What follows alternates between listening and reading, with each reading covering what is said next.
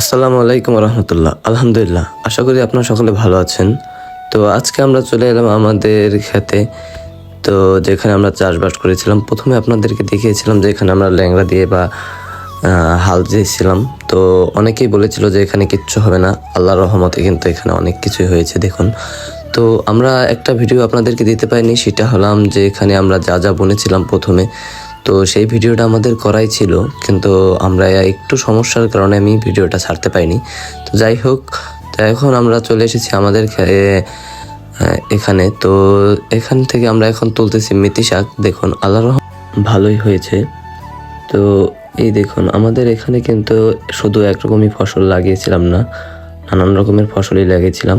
তো এগুলো আপনারা যে সবুজ যেগুলো দেখতে পাচ্ছেন, এগুলো হলো পালং শাক, আর যেগুলো আমরা এখন তুলতেছি সেগুলো হলো মেথি শাক।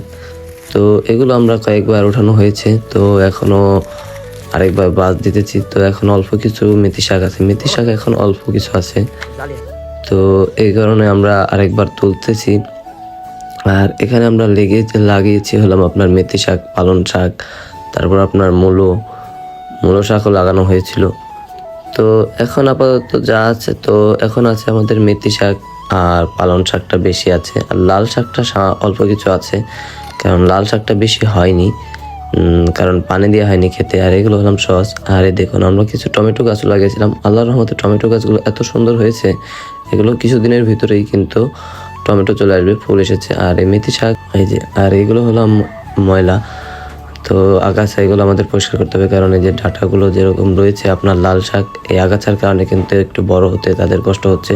তো এগুলো আমাদেরকে পরিষ্কার করে দিতে হবে, এই জন্য আমি অল্প কিছু করে পরিষ্কার করে দিচ্ছিলাম। আর এটা হলাম একটা মূলো গাছ যেটা আমরা লাগিয়েছিলাম।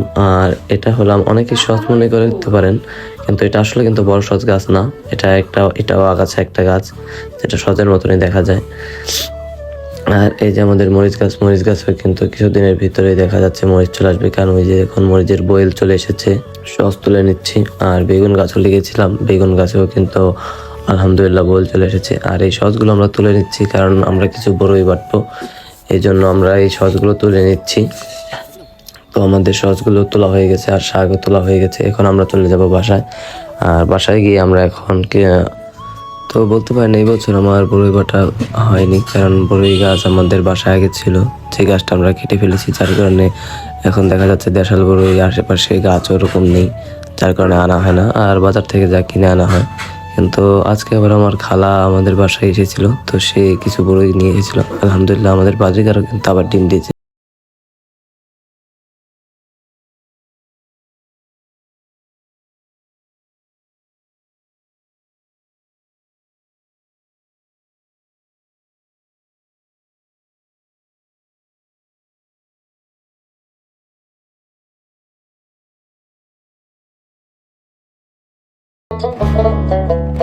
তো আপনারা সকলে ভালো থাকবেন, আল্লাহ হাফেজ।